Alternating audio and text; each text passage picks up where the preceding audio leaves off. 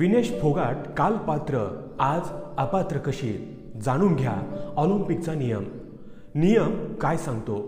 ऑलिम्पिकमध्ये प्रत्येक वजनी गटाचे सामने 2 दिवस खेळले जातात। जे खेळाडू फायनलमध्ये पोहोचतात त्यांचे दोन्ही दिवस वजन तपासले जाते। जर एखाद्या कुस्तीपटूचे वजन जास्त दिसले तर त्याला ते कमी करण्यासाठी पहिल्या दिवशी 30 मिनिटांचा कालावधी दिला जातो। या काळात तो व्यायाम करून सायकलिंग करून वजन कमी करू शकतो। परंतु दुसऱ्या दिवशी खेळाडूला केवळ 15 मिनिटे दिली जातात आणि इतक्या कमी वेळेत वजन कमी करणे अशक्य आहे। विनेश सोबत काय घडलं? विनेश ही यापूर्वी 53 किलो वजनी गटातून खेळत होती, परंतु तिने ऑलिम्पिकसाठी आपले वजन कमी केले होते व 50 किलो वजनी गटातून तिने फायनलपर्यंत धडक मारली होती। फायनलपूर्वी विनेशचे वजन मोजण्यात आले तेव्हा ते 100 ग्रॅम जास्त भरले।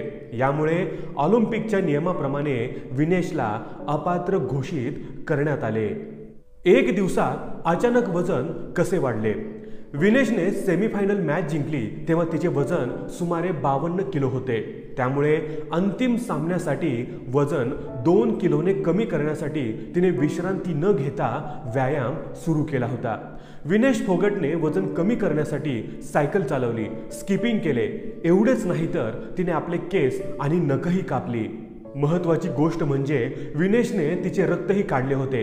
एवढे सगळे प्रयत्न करूनही ती केवळ 50 किलो 150 ग्रॅमपर्यंत पोहोचू शकली। विनेशला पदक मिळणार का नाही?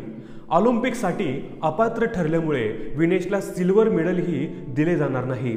विनेशला अंतिम सामन्यात अमेरिकेच्या सारा एन हिल्डब्रांडशी 2 हात करायचे होते। मात्र आता अपात्रतेची नियमानुसार विनेशला शेवटच्या स्थानावर ठेवले जाणार आहे। मित्रांनो, याबद्दल तुम्हाला काय वाटतं हे आम्हाला कमेंट करून जरूर कळवा।